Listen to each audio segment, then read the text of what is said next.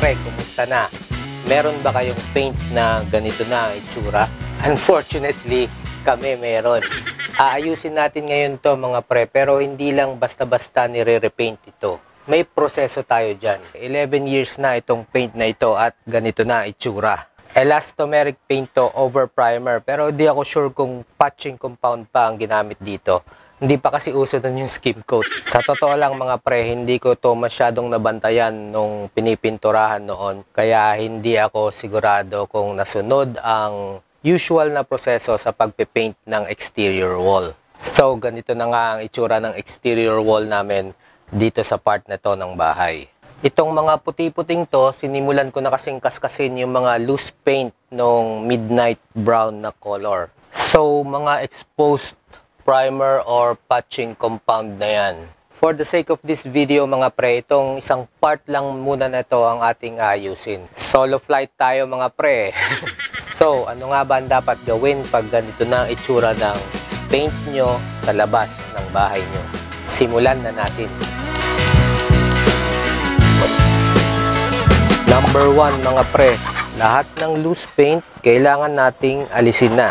Pati yung nagbabadya ng matanggal, pati yung patching compound o kung skim coat ang sa inyo, alisin nyo na yung mga nagbabadya ng matanggal. Number 2 mga pre, kung may mga non-structural cracks ang wall nyo, yung mga 1mm na ang awang, palakihin nyo pa ng konti. Pwede kayong gumamit ng steel brush at scraper para gawin ito. Para ito may pasok at mas kumapit ang ilalagay nating sealant dyan sa mga cracks na yan mamaya. Kapag hairline cracks naman, pasadahan nyo ng steel brush. Number 3 mga pre, isand natin yung mga natirang existing paint. Be sure lang na ito na yung mga paint na di nyo na talaga matanggal. Now, we need to clean everything, lalo na yung mga cracks. Much better kung gagamitan natin ng vacuum cleaner.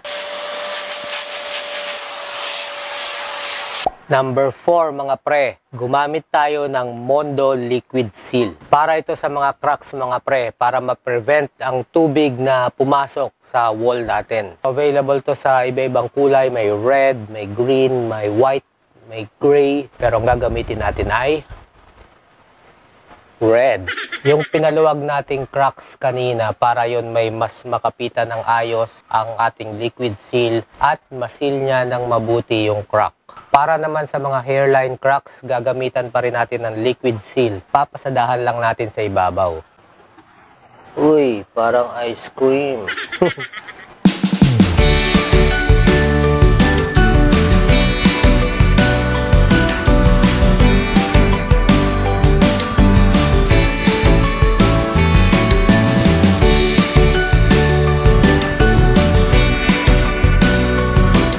Galing pa ako.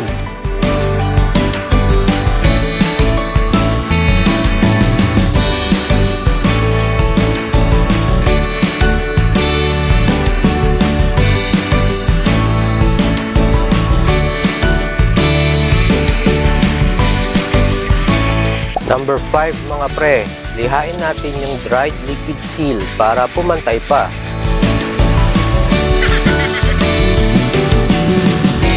Number 6 mga pre, pwede na tayong mag-apply ng concrete primer. Focus muna tayo sa pagpa-primer ng liquid seal na in-apply natin. Lalo't red ang ginamit natin. So kung light color ang final paint nyo, better kung white o gray ang gamitin nyong liquid seal.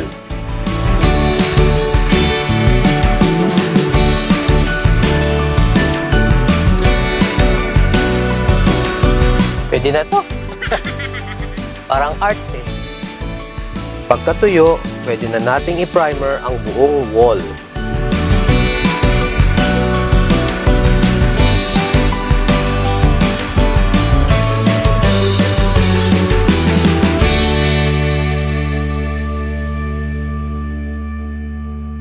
Nalagyan na natin ng primer mga pre ang buong wall. At this point, kung may kailangan kayong masilyahin, pwede nyo pang masilyahin. Pagkatapos, patungan nyo lang ulit ng concrete primer yung mga minasilya nyo. Kung wala naman, final step na tayo. Lagyan na natin ang ating top coat na paint. Ito ang gagamitin natin. Davis Sun and Rain Elastomeric Paint. Seal Gray color. Drastic change to sa colorway ng bahay namin.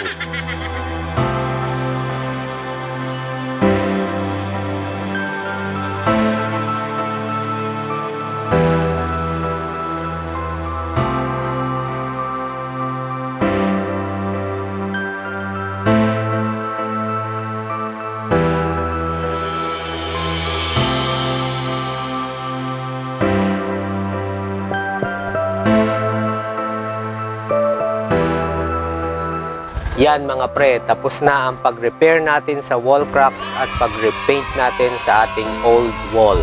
Maraming salamat sa Mondo sa pagbibigay sa atin ng Mondo Liquid Seal. Kung nagustuhan nyo mga pre ang mga ganitong content, please consider subscribing at i-hit nyo na rin yung notification bell. Maraming salamat sa panonood.